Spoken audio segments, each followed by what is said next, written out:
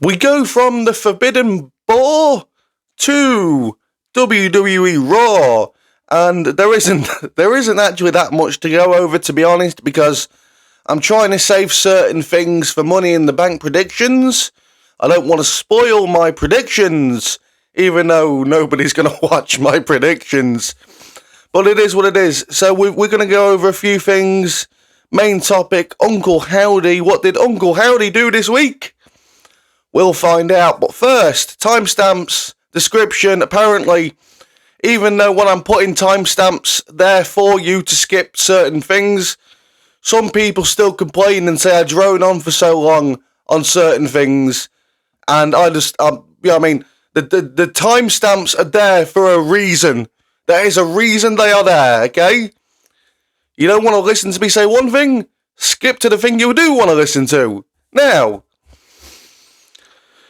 before we get into any topics, you may notice that there's no ads in this video. No ads. And in future videos, no ads.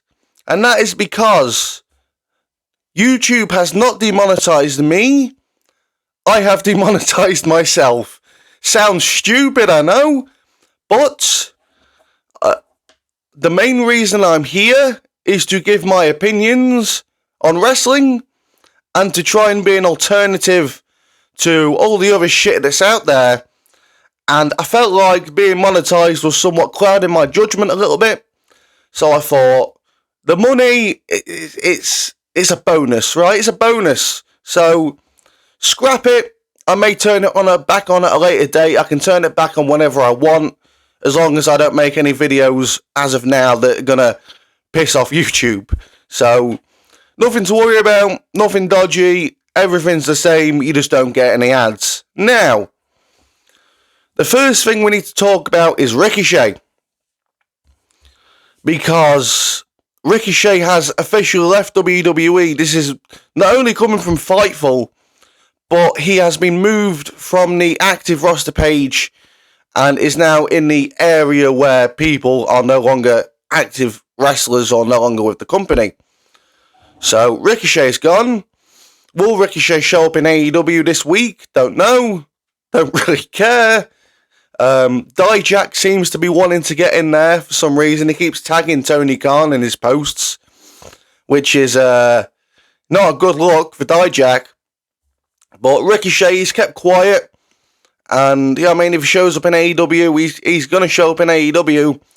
I think, personally, they're going to do Ricochet versus Will Ospreay at Wembley, because it doesn't look like Will Ospreay is winning the World Championship at Wembley, which, that's what everyone thought was going to happen. It writes itself. Apparently it's not. Apparently it's probably going to be Ospreay Ricochet at Wembley. They're going to do their flips. They're going to do their gymnastics. They're going to do all their flippy things. And yeah, everyone's going to be... All the wrestle talks are going to be like, oh my god, this match was a masterclass of professional wrestling, and I can't wait to see this next match. Shut the fuck up. But Ricochet, he's gone. Good luck, Ricochet. Have fun doing flippy stuff. Next, Dakota Kai. Yeah, this is someone I never talk about. Dakota Kai. Now, some of you may know that I think last week she did a stream on Twitch where she basically cried because she wants an opportunity at a big singles match, right? Now, I don't agree with that shit, okay? I don't. Because you get people like Drew who are made to lose in his home country. He doesn't go live streaming and crying about it, right? You get people that don't even get a singles match. They don't cry about it. There's no need to cry, especially when you're being used. You're being used every week, but you're crying about it, right? So people are expecting her to win this Money in the Bank qualifying match that she had last night, triple threat match. She did not win. The Rhino woman won instead. I can't remember what her name is. Zoe Starks, that's it. The Rhino woman, I like to call her, because I think you can put two and two together. She won, and Dakota Kai was the one who took the pin. And I think this is a message to say, stop fucking crying. Crying on stream, on Twitch, ain't gonna get you a push, okay? Whether you're a fan of hers or not, personally, I'm not, because of the amount of weird simps I see online. When I see too many simps of a certain wrestler, I start to turn on that wrestler, because the fans of that wrestler are weird. Weird people. But, yeah, don't cry. That's what everyone should learn from this. Don't cry, don't try and get sympathy, because sometimes it can work, sometimes it can work in your favour, other times it ain't gonna work in your favour. Not only did she lose, but she took the fucking pin. And yeah, I think that was a bit of a message to say, stop crying about your push, because she is used. She's used every week. Not everybody needs to win matches, okay? Chad Gable keeps losing matches, apart from that qualifying match he won. Chad Gable keeps losing matches. He's not crying about it. In fact, he resigned. So, yeah. Just don't cry. Don't cry about it, right? You're working your dream job. You don't need to cry about it. Unless you're being abused, then that's a different story, but I don't think she is. She's crying about a push. Finally, Uncle Howdy. And while the segment itself, the interview seemed quite sinister, and it did keep me intrigued. I want to see more, man. I want to see more. I thought we was going to get like an interview with all the people, not just Bo Dallas, but apparently we're only getting the therapy sessions. I keep saying interview, therapy session with Bo and Uncle Howdy. I think this might be the last one. They somewhat hinted that this is the last one. I think something big's going to happen at Money in the Bank, but I will keep that for Money in the Bank predictions, which may be tomorrow. But Uncle Howdy, I think he's going to do something big at Money in the Bank. In the Money in the Bank ladder match, involving Chad Gable, possibly Jey Uso as well. But we do need to see more, man, because it felt exactly the same as last week, right? Nikki Cross comes out, gives Michael Cole the tape. They play the tape. It's the therapy session, okay? Got that 2 weeks in a row. We don't want stuff 2 weeks in a row. We want something different. Now, again, Triple H likes to do slow burn stuff. Rob Fee, the head of long-term creative, you know what I mean? So everything's longed out.